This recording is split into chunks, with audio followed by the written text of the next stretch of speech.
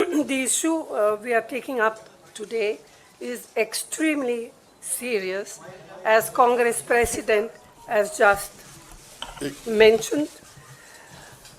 This issue affects not just the Indian National Congress, it impacts our democracy itself most fundamentally. A systematic effort is underway by the Prime Minister to cripple the Indian National Congress financially. Funds collected from the public are being frozen, and money from our accounts is being taken away forcibly.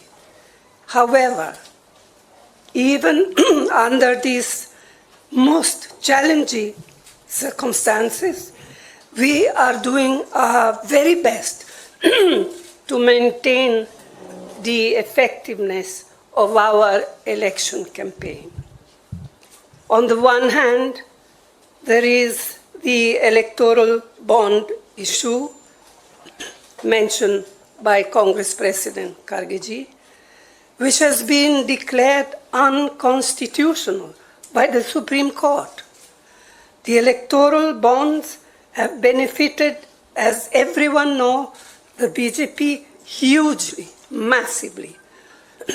On the other hand, the finances of the principal opposition party, the Indian National Congress, are under a determined assault.